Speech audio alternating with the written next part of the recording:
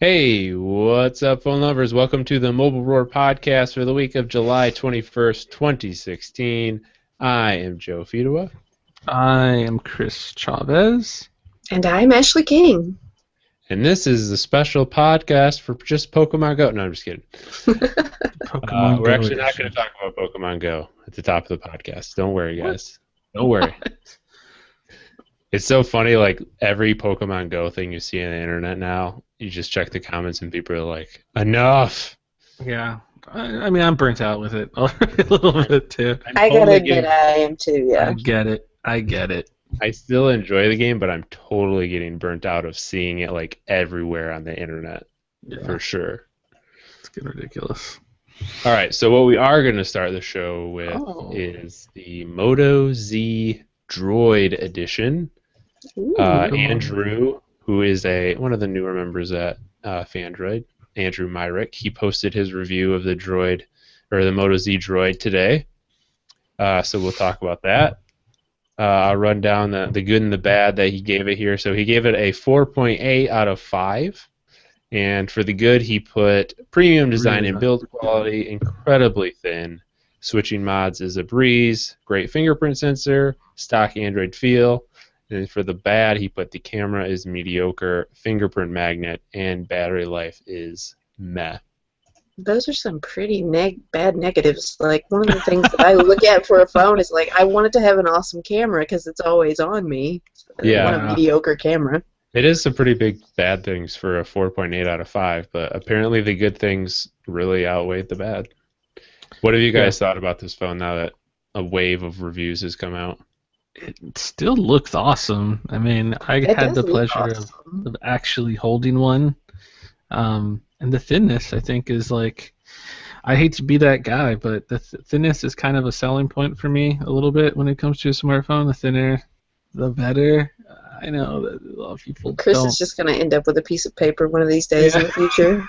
just roll it right up. A piece of Smoke it. I'm gonna smoke it. But yeah, I think that it's cool because the thin one is pretty nice, and then it's lacking on the battery, but you could still put like a battery. I don't know if Andrew actually got one of the battery module ones. All the stuff he got I'm was like pretty sure he got like projector. the three main modules, like the Is there? battery, the projector, and the what is the third one that everybody Speaker, has? Oh, giant speaker. speaker. There you go. So that stuff's cool. I think it's still kind of weird that you can't use the modules just like by themselves, like wirelessly or something. I think that's kind of a weird Yeah, selling like point. have a different phone be able to connect to the speaker or something like that. That would be so awesome. Just make it like just throw a little Bluetooth chip in there. I mean, they're big enough. Or just connect the speakers to like the Pico projector one, and then have it power it Oh, and use the power of Wi-Fi to beam. I don't know, but I think it's cool and it's different, and I think it's gonna be very interesting for a lot of people because usually for us techies, a selling point of a phone is it's got more RAM, it's got a better processor, the yeah. battery life lasts 3 extra hours, and It has an I mean amazing camera. it has a great camera, and you tell that to just like a regular person, they're like, I mean, mine's already got most of that stuff, and it doesn't really sound like that big of a upgrade. But this is like, your phone is completely modular. You can snap a Pico project. I mean, it's like really, I don't know. It's like the Billy Mays is like, this is like an as seen on TV phone where it's just it does it all, and it's got this and that, and it can mop your floors, and I think that's really cool. It's going to be interesting to see how it does on Verizon. I'm just a little annoyed that it's a Verizon exclusive, but I think just my biggest concern, not concern, but thing that bothers me or weird thing about is the gigantic chin. It's got a Yeah, huge chin. because it And has a fingerprint sensor on the front plus yeah, virtual buttons. So, yeah. and yes, and that just makes for this huge chunk of a phone that you don't even get to do anything with. It's just this giant chin on the bottom, and If you I have mean a usually fingerprint sensor on the front, you have to do the HTC way, which have it be yes. the home button with the capacitive buttons on the That's sides of the it. only way. And if you want to throw a software option to, also include software keys, navigation buttons, or whatever on the screen, that's cool too. But even then, their fingerprint sensor is tall. It's like It's a square. Yeah. slightly almost rectangular, that where it goes up a little bit. Whereas like on the OnePlus or HTC, you have these oval shaped ones that can very snugly, they fit right in there with the bottom bezel. Don't add too much to the bottom of the phone, and this is just really weird because it's just there's so much chin, and it really bothers me. Before I get called out, yes, I'm aware Samsung does it the same as HTC. So here's my hot take on the Moto Z. I don't think it's going to be any more successful than the LG G5. What? The modules are implemented way better, but the phone without modules costs $624 full price, which is the same as a phone that has all the stuff that you need. Like, the battery is tiny without the battery module. Yeah. How much are the modules of these? Anywhere from $20 to $60. Like, the battery packs are the more expensive ones. So you're gonna, if you want a decent battery, you have to buy like a $60 battery pack on top of that, and like $624 is already around the same price as like a top flagship phone that does have a big battery. You don't have to buy a battery pack for it. I was really hoping and expecting it to be cheaper, because the way they were talking at the event were like, yeah, having these modules, it allows us to like strip some of the stuff out of the phone. So I was like, all right, so is the phone going to be cheaper then? But no. No. Yeah, I mean, I guess that's kind of a big thing too. But most people will put it on payments, and launching first on Verizon is kind of a smart move, because I feel like no one's gonna buy the unlocked version, because like you said, they're gonna have to fork out $600 out of their pocket and wait until September. And wait, yeah. By then, I mean, the Nexuses are coming out. You got a new iPhone coming out, so it's just. I think it will do well on Verizon, where you're making payments on it, and they can probably have some. They'll probably throw in some accessories or something. I imagine some kind of weekend sale or something. But like probably just initially, like the first week or two, they'll probably everything will be full price, and they'll see like nobody's going to be willing to pay that much money for that. So, but it looks like a nice phone. I have to say it's one of the recent phones that I actually have like no desire to have. I think it looks cool, but I really just have like no want. I do not want it at all. Most phones that come out, I'm like, oh, that's cool. I'd love to try that out. This one, I'm just like, not. I just really feel like like we're sort of moving to a place where like our smartphones are pretty much they're already doing it all, and you can get some really good smartphones for cheap. So, I mean, Lenovo, they're kind of banking on like this whole modularity thing is going to be able to, will be incentive enough for people to want to spend extra on a smartphone. But I really don't think that's where it's at. I think offering as much as you can, go in the OnePlus route, $400 smartphones that are flagship quality and hardware and design and specs and all that fun stuff. I think that's kind of the way we should be moving, and it's kind of weird to see Lenovo, because they bought Motorola. You figured, well, Lenovo, they're really good at making, they have like the distribution channels, the manufacturing. They can probably produce a very inexpensive smartphone that's still kind of premium, and I kind of thought that's where this was going to be going, like you said, just a nice cheap base phone, and then expensive modules if you want to attach them on there. But yeah, didn't really work out that way. Ashley, what do you think? Does this phone appeal to you at all? Not at all. I mean, I've never really been a fan of the Droid series at all, and like I said when we were talking about the G5, modules don't appeal to me. It's just something else that you've got to keep track of, that you've got to have on you. Yeah, it's very true. I mean, I just feel like most people aren't even going to use it as modules. They're going to like buy one, maybe it's the battery pack, maybe it's the speaker, and that's just going to stay on their phone all the time. Mm-hmm. I think if they really wanted to sell some, they would have put like a nice Pokeball like decal on the back of one of the modules. You can guarantee they would have if Pokemon Go was out when this phone was in development.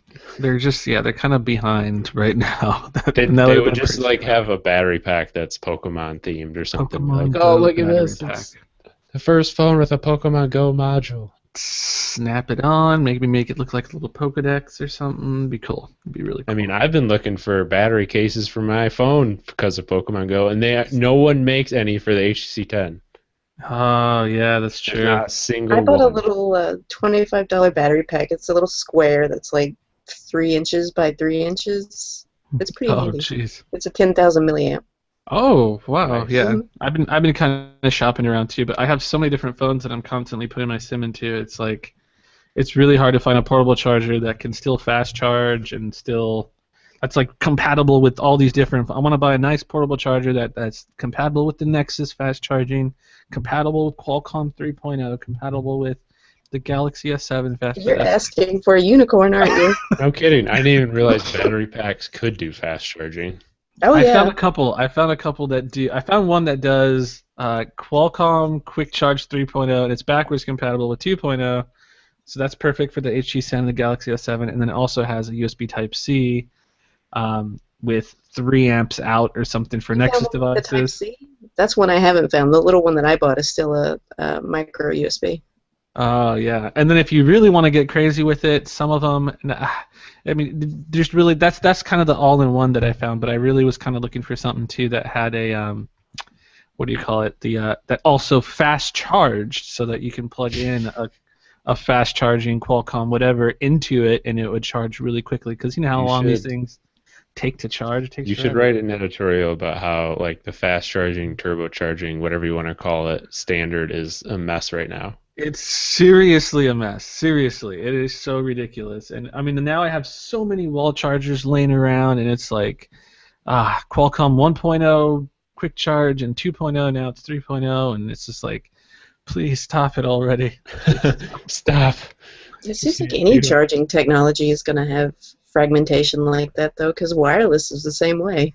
Well, yeah, and the thing is, and that's what kind of like Google was sort of pushing with like USB Type C was that it was just everything was Type C compliant and and it was perfect because it's 3 amps, and I kind of was like it's so basic and simple, and it was sort of like I don't know a lot better than all these other proprietary We methods. we Whereas will get there though. I mean, we we will. are we will Yeah. we as a people we will get We there. could do it, guys. We could do it.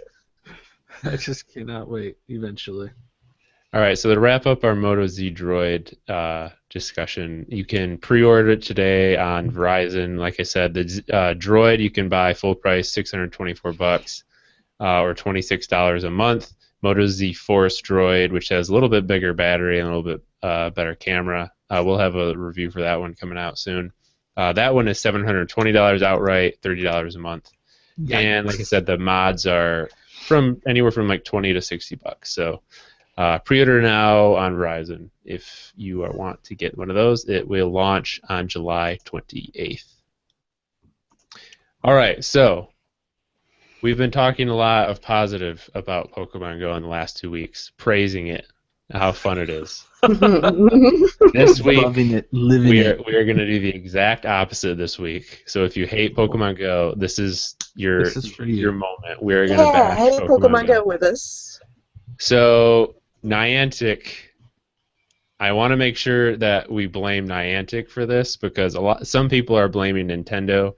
This Nintendo has doesn't nothing to have do with Nintendo. right. Nintendo doesn't have a whole lot to do with this game other than like obviously the Pokemon aspect. Niantic is the developer and they have all the resources into this game and they are royally blowing it right now. So for like almost a month, there's been this 3-step bug which effectively is killed the main part of the game, which is finding Pokemon. If you've played the game, you know that it used to show like 0 to 3 footprints under the Pokemon, 3 meaning they were far away, 1 or 2 meaning they were slightly closer. For like the last month, every single Pokemon in the nearby thing shows us 3 steps away. So you have no idea what direction to go, where they are. And this is the main. Like to, Sorry, go ahead. For people that like to go out and actually try and catch the rare Pokemon that they have, like, yeah, you can't hunt. You just have to go out and get random Pokemon. And that is the main thing in this game. Like, yeah, there's Pokestops, yeah, there's Pokemon gyms, but catching Pokemon is the main thing you do in this game. Hunting them down, finding them, and it has not worked for almost a week.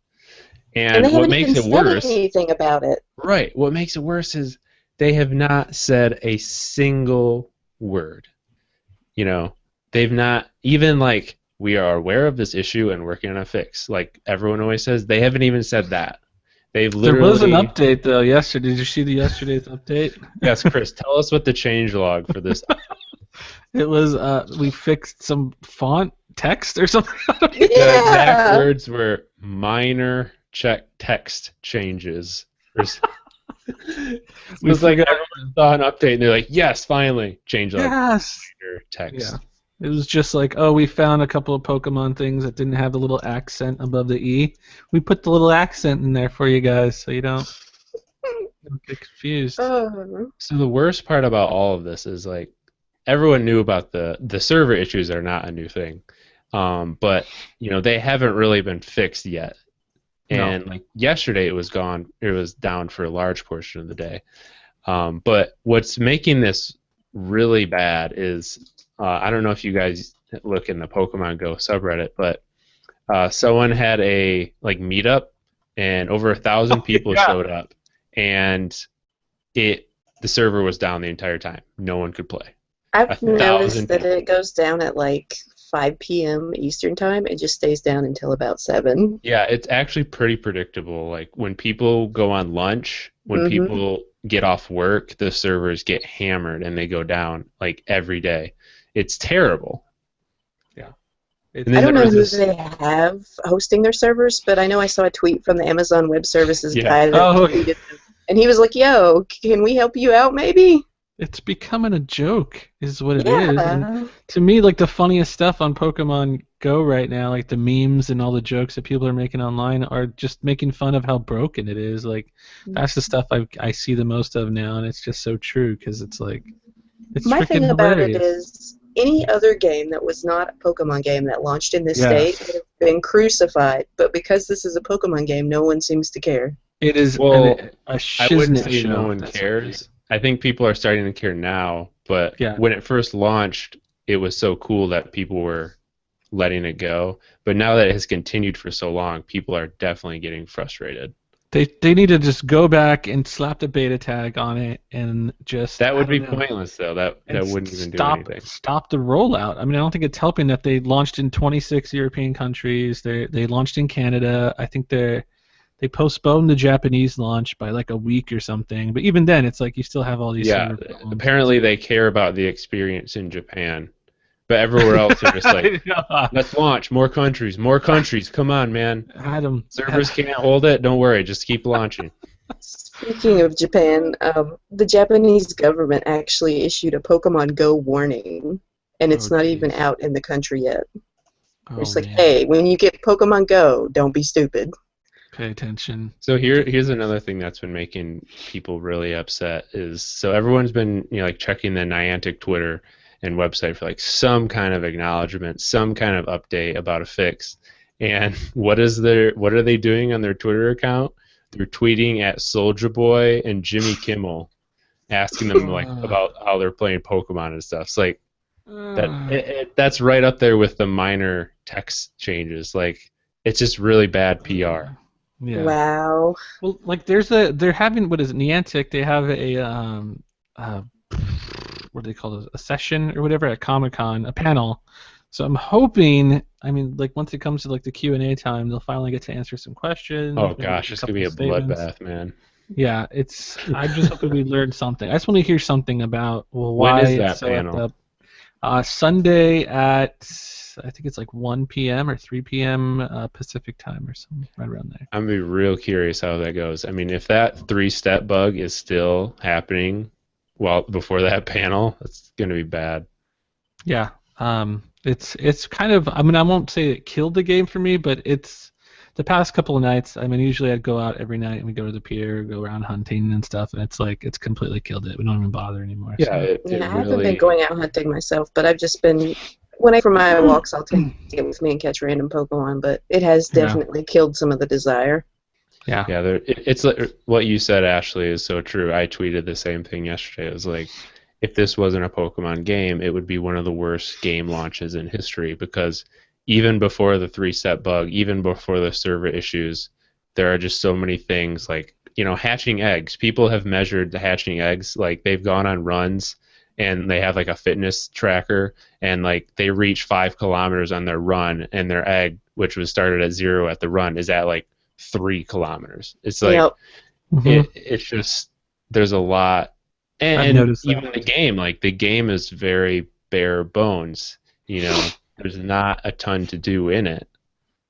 You catch Pokemon, you go to these Pokestops, and then you tap your screen frantically at Pokemon gyms. I mean, it's people are starting to realize the game's not perfect. Yeah, and it's getting a little stale and old. I'm ready for like more Pokemon editions. I feel like That's what they'll do. Just release new Pokemon, but Yeah. don't fix the 3-step bug. the I Gen mean, 2 pack. hopefully what they do. Oh, the other thing is like people are spending money and being completely ripped off. I mean, because the way that this game is made is like so insane. Like if you use a incense or a lure, they only last 30 minutes, and it's measured in real time, not game time. So if you start one and the servers crash, you know it. When you start Screwed. playing a game, it doesn't pick up where you left off. Like the time keeps ticking. So people are buying these things and then not even being able to use it. Yeah, and there was what was it? Like I think the FCC or somebody, the government or I was someone gonna sent, say that sounds like a class action lawsuit to me. they sent them a letter, Niantic a letter, but it wasn't about like the purchases and stuff. It was just about like the data usage, and they're saying like, oh, make sure you guys are warning people. We want to know like, because a lot of people are going over their data limits on their plans and their cellular plans and all that stuff. Even though it's not that much data being used, but Yeah, it it's, really doesn't actually. I That's one people thing are they did. playing I hours and looked at my hours in it data on every my day. plan, and it was like you could see when I started playing Pokemon Go heavily. Yeah. It's like for me it was about for 2 hours of usage I was getting about like 75 megabytes, but which isn't that much, but you figure you're playing every day for a straight month and that's gonna add up to at least like a I couple mean, of gigs. and like compare that to if you had been watching a video like a Oh Netflix on yeah. your phone for 2 hours, the data usage would be way worse. Well, I mean, even then, like you can see, like for me, I have unlimited plans, so it doesn't really matter. But I checked out, my Facebook and Twitter usage for the month, and that's already like all those are like 1.8 gigs. Facebook is like way up there too. So it's like See that jump on mine? That's where I started really playing Pokemon Go. getting real serious. So that is actually one of the few things that they did well was the data usage. But yeah, everything else, I mean, it's just kind of a mess. And thankfully, people love Pokemon, so they're playing it. But there's just a lot that could be better. A lot. So broken, just so broken. All right, let's move on from Pokemon. So developer preview number 5 for Android Nougat came out this week. And Chris, why don't you tell us a little bit about what's new, but most importantly, the funny little Easter egg. Neko Atsume, Ata. They have a little mini Easter egg game. So they finally replaced the Flappy Bird clone that they've had since Lollipop, which we saw. They rehashed it for Marshmallow and then kind of changed the obstacles to look like little marshmallows. But this time around for Nougat, they finally, and it's only in this developer preview, they're doing a new Easter egg, and it's like a weird kind of, people were kind of saying it was like Pokemon Go, but it's not. It's basically a copy of Neko Atsume Kitty Collector. Yeah, the cat collecting game. Which is a really awesome game. Before Pokemon Go, my girlfriend was like incredible. Our fiance, I'm sorry, was heavily obsessed with the Neko Atsume game. But you just collect cats, so it's kind of weird. It puts a little quick tile in a notification area, and it's an empty dish. And you tap on the dish, and you can add different treats to it. And then you wait a while, and you'll get a notification that a cat has shown up. And you tap on the notification, and it just adds it to your collection. So. That's kind of it, the gist of it. Apparently, someone did, they kind of dissected it and dived into the ROM and did all this stuff, and they figured out that like the different treats are timed, and that every cat is completely unique and different, which is kind of interesting. So it's randomly generated, so you and your friends will never have, well, hypothetically, I guess, you'll never have identical cats, even though they are numbered, but it's just a fun, weird, kind of interesting little mini game. You can share the cats online with like on social media or whatever, Twitter, Facebook. It's just kind of like a fun little Easter. This feels more like a little fun Easter egg, and I think it's pretty neat. It's pretty cool. Yeah, so is it more fun than Pokemon Go now? Yeah, who cares about Pokemon Go? At least this is working consistently. Servers aren't going down on your phone. All right, so if you have a Nexus, go ahead and download that. And how many more of these previews do you think there will be before the official? This is the last one. So this Okay, is this is the the one last right one. before the official one rolls out. They only said in the summertime for the official. So when does summer officially end? In September, I believe. Oh, okay, so we got at least one more month or something. September 21st or something, I think. Yeah. So the OTA, like the zip files and all that stuff, people were able to capture those and post those for the downloading and installing via ADB. But the actual OTA still hasn't hit my Nexus 6P, so not quite sure what's going on with that. I'm guessing the OTA over-the-air update will begin soon. Oh, wait, there it is. Yes. Wow, that's funny. Speaking of devil. It's because of freaking Doze. Like, Doze doesn't tell you stuff until you unlock your phone most of the time. Jeez. Okay. So, yeah, it's available now. It's available now. All right, moving on. So we've been talking a lot about the Note 7 having a curved display, and sure enough, this week the Note 7 leaked with a flat display. What? He's gonna be so happy. What? He has a Note 5 and did not want the curved display. Yeah. Well, it turns out like people are talking about it, and it's probably just like an early prototype. So just to test all the features and test all the stuff, they made a couple, just with the flat display because they're not going to put curved displays on those.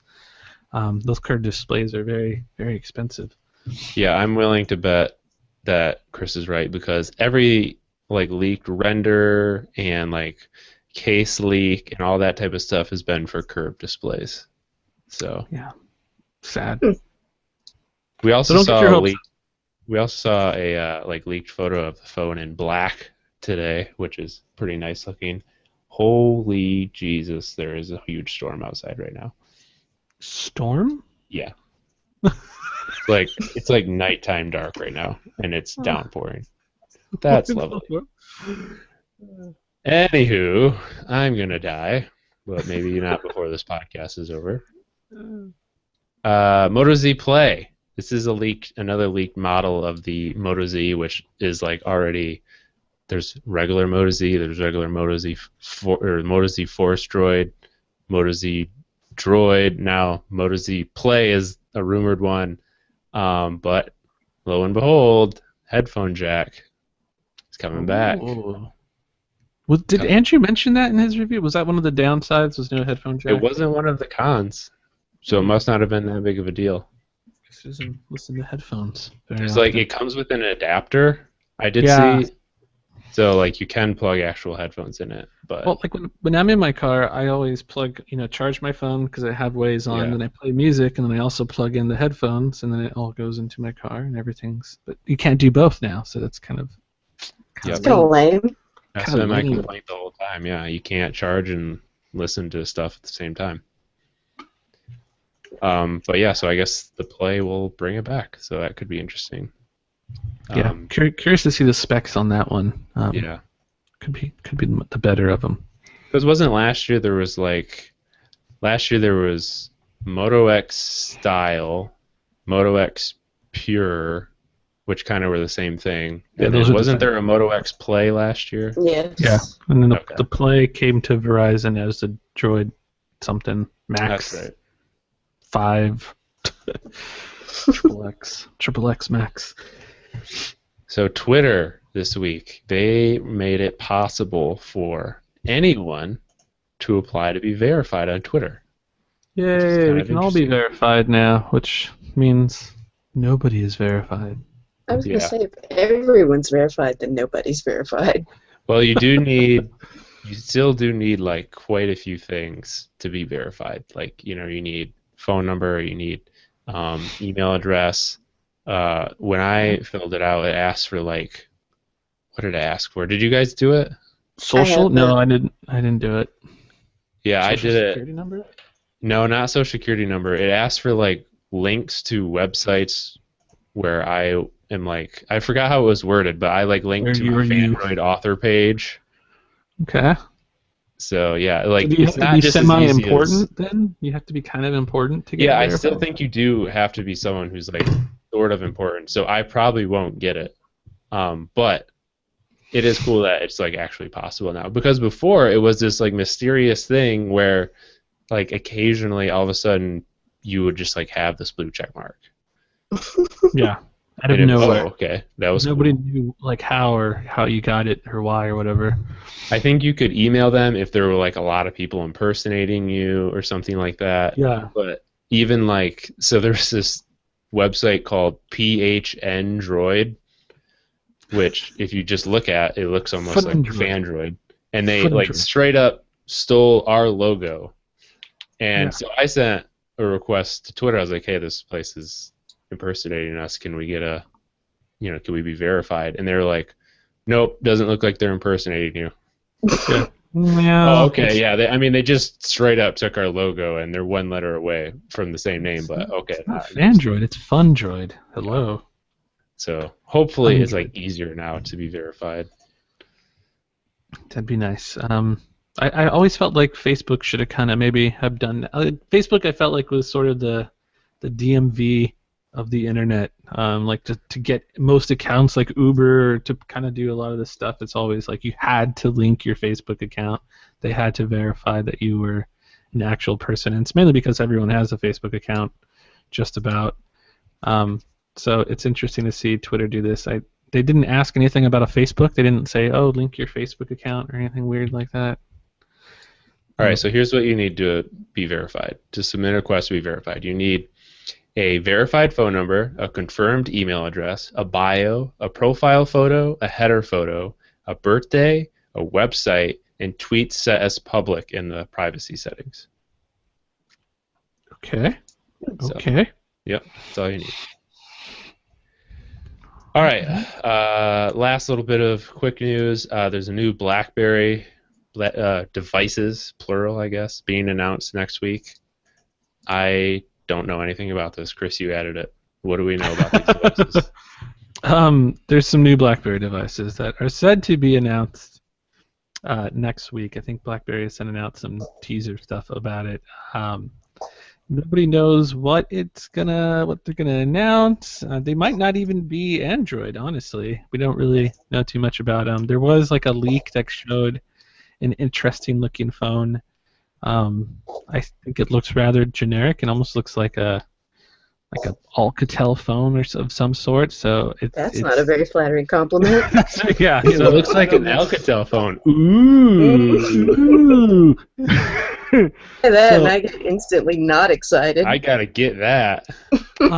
And for people, I mean, Alcatel, what they do is they're kind of like Blue and BLU, like those guys. What they do is basically they just find these Chinese smartphones and then they bring them over, here, put some U.S. radio bands in them, and then slap their logo on them. So people are kind of wondering if that's what BlackBerry is going to try to do this time around. Not really build a smartphone from scratch on their own, but kind of just put their name on it and license it out. Sort of like how Polaroid does too. All those weird Polaroid phones.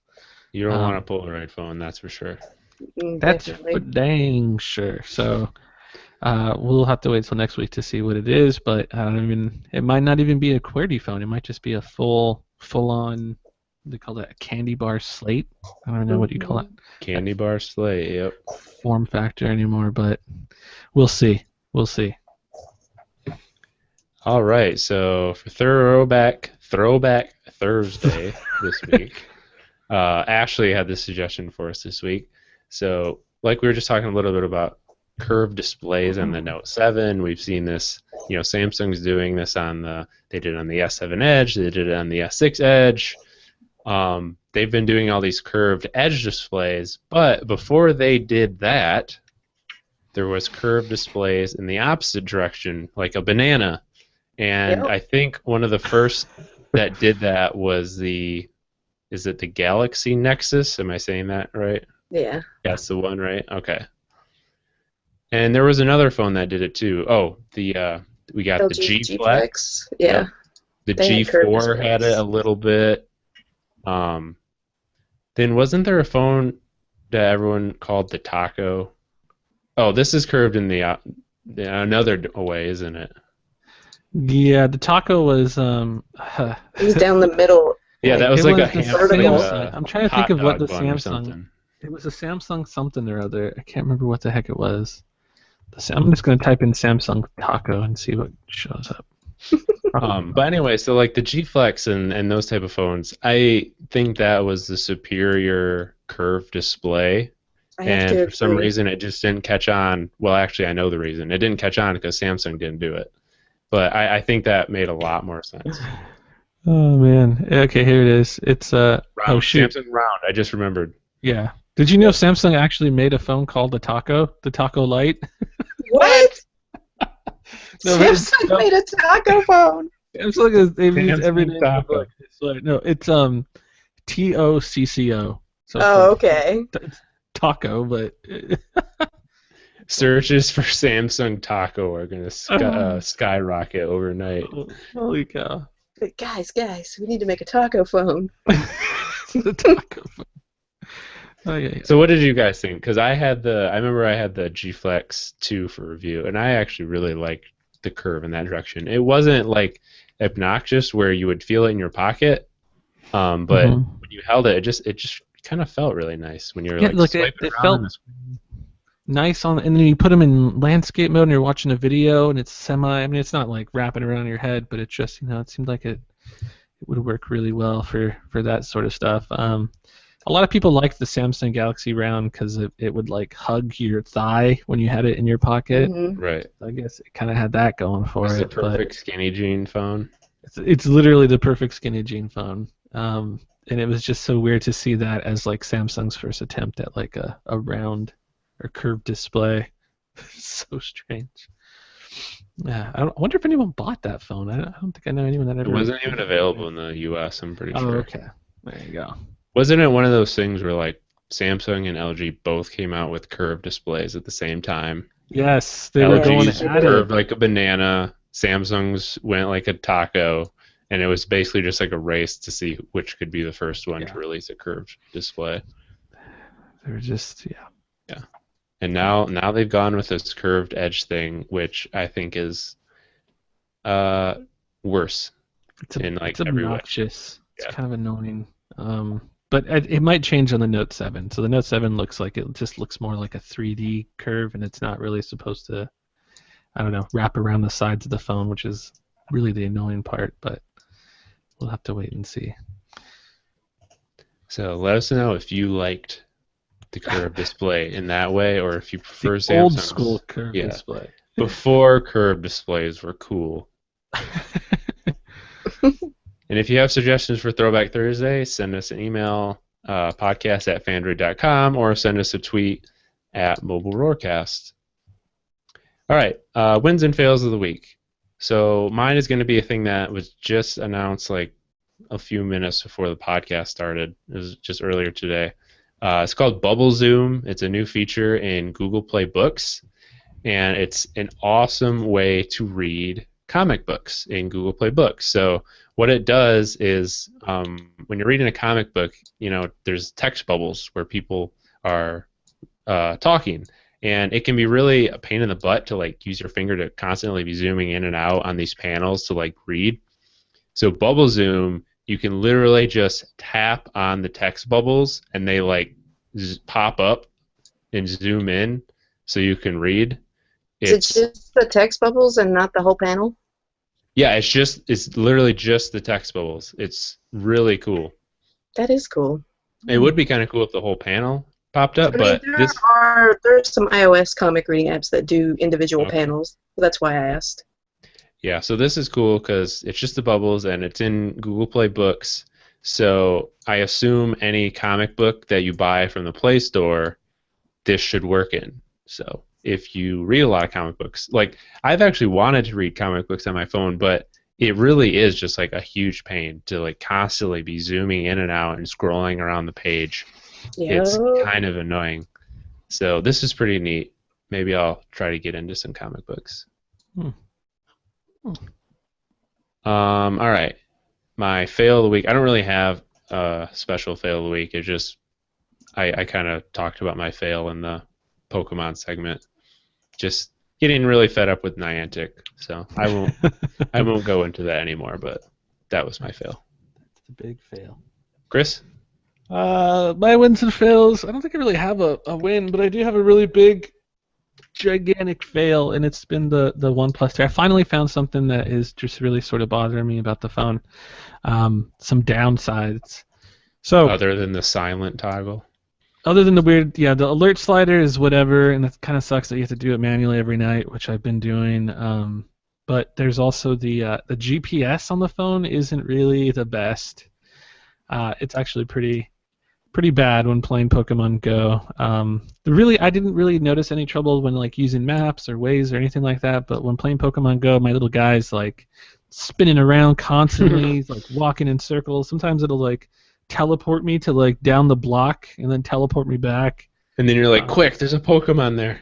Yeah, no, I kid you not, I've been able to hit Pokestops by it accidentally teleporting me somewhere I wasn't supposed to be, and was like, oh shoot, and then hit the Pokestop, and then it teleports me right back, and I'm like, I hope I don't get flagged for this, and they're gonna like ban my account. I'm cheating or something. So that kind of sucks.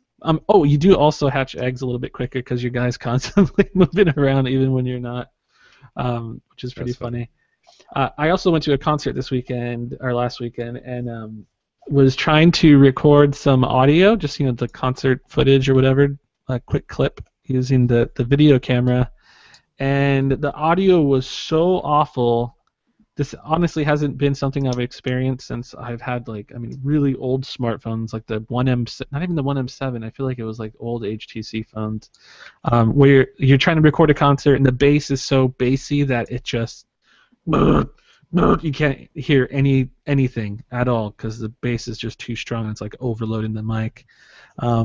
By comparison, I mean, like my girlfriend had her Galaxy S7 and she recorded stuff and it sounds perfectly awesome. Actually, sounds really great. On my iPhone, I recorded a few clips.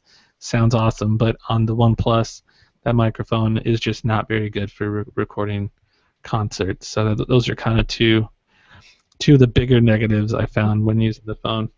And it's just these weird little things that you don't really notice unless you've spent some time with the phone. And all this stuff is always like overlooked in reviews when people just quickly spit out a review after having the phone for like an hour or a day or something. You don't really notice these little things like that.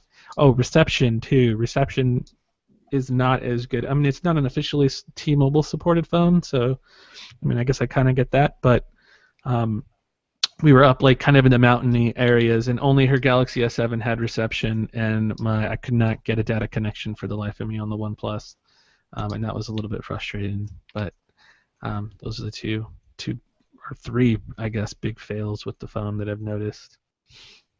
Also, I hate to break it to you, but recording concerts is never a good experience. Yeah. I was going to say, Chris. Don't be one of those people that records concerts because the footage. No, I mean, I don't record the whole song. Like I put it out there, I know not and the whole song, I get like a nice 30-second clip just to remind myself, and I can go back, and remember the good times. But yeah, I'm not sitting there holding the phone up the whole time. Very, very short clips.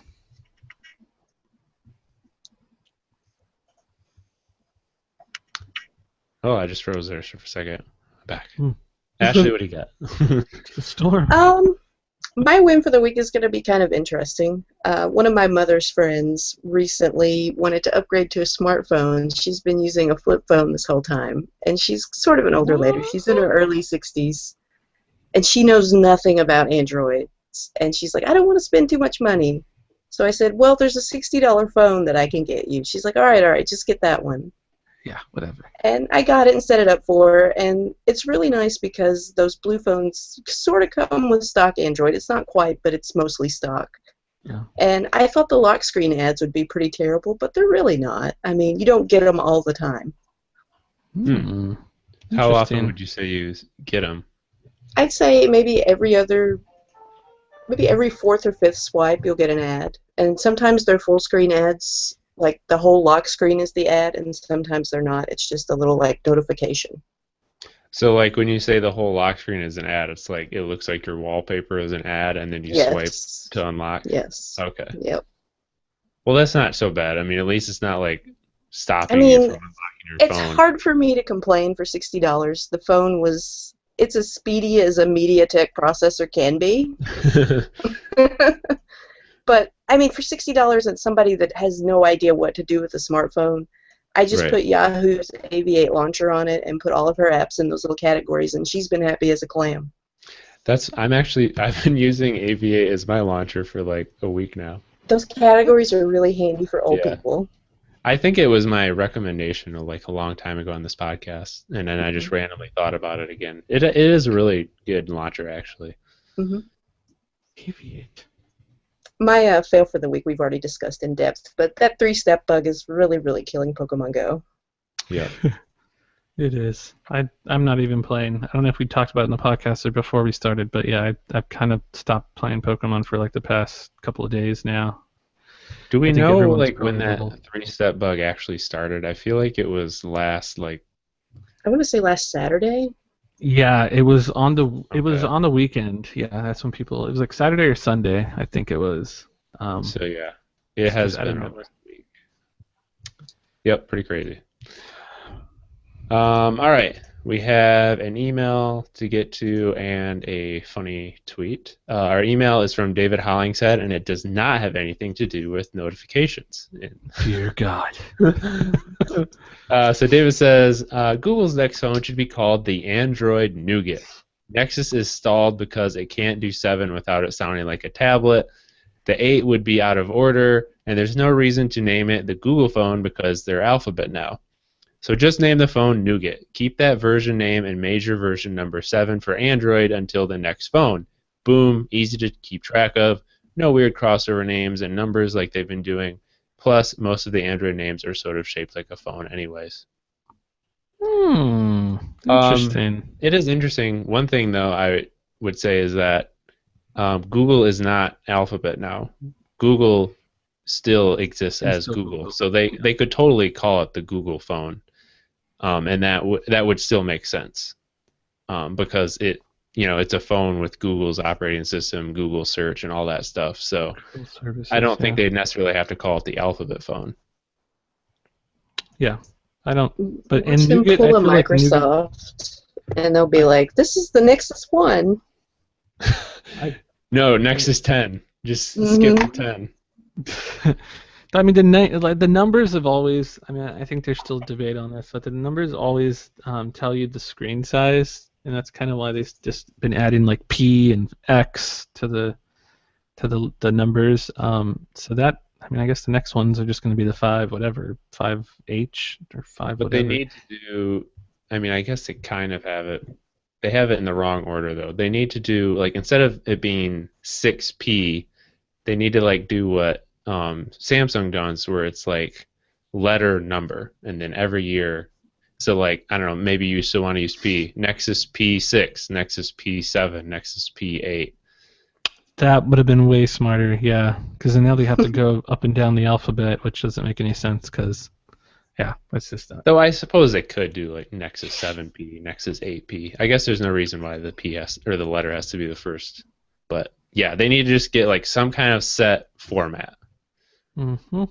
I'm really curious to see what they're going to call the new Nexuses this year, honestly, because I just have no idea. Could go The Nexi. go anywhere.